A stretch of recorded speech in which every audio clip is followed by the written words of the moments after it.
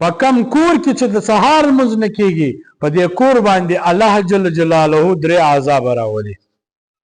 اول عذاب په کم کور کې چې د سهار لمونځ نه کیږي نو پر دې کور باندې الله جل جلاله غریبي مسکینی او لاچاري ور باندې مسلط وي.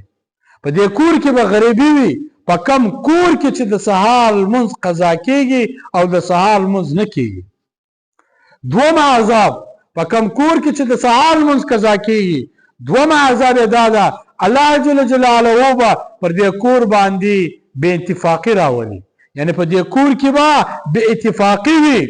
ورور به ورور ته په غضب وي، میړه به ښځې ته په غضب وي، ښځه به میړه ته په غضب وي، او اولاد به مور و پلار ته په غضب وي، مور و پلار به اولاد ته په غضب وي، او خور به ورور ته په غضب وي.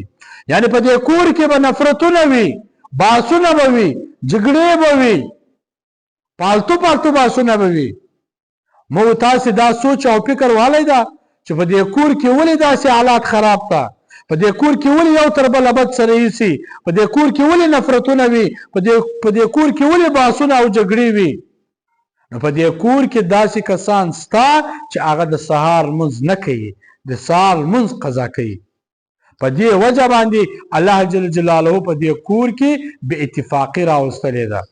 ورور به ورور ته په غضب وي، ورور به د ورور سره نفرت کوي، خور به د ورور سره نفرت کوي، مور به د اولاد سره نفرت کوي، اولاد به د مور سره نفرت کوي. هغه دا وجه ده چې په دې کور کې د سهار لمونځ نه کیږي. دریم عذاب که چا د سهار لمونځ قضا کوي الله جل جلاله د زړه څخه د ایمان و حصه وباسي. کله چې دوهم سهار لمونځ قضا کوي نو بله حصه د ایمان د زړه څخه وباسي.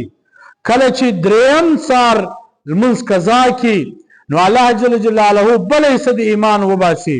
داسې هر وخت د سهار لمونځ قضا کوي او هغه ایمان آخر کې د زړه څخه ووځي، زړه خالصي، نو دی خالی په نامه مسلمانی.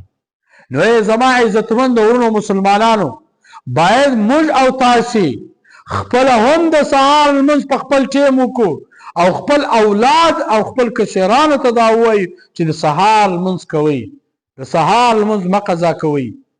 باید د کور مشر دا خپل کور کې وګوري چې کم یو کس د سهار لمونځ قضا کوي، کم یو کس د سهار لمونځ کوي.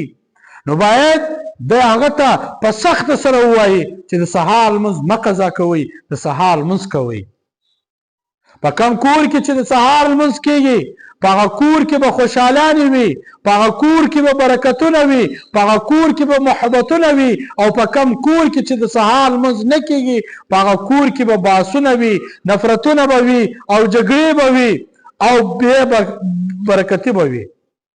برکت په کور کې نه وي، د الله رحمت په کور کې نه وي.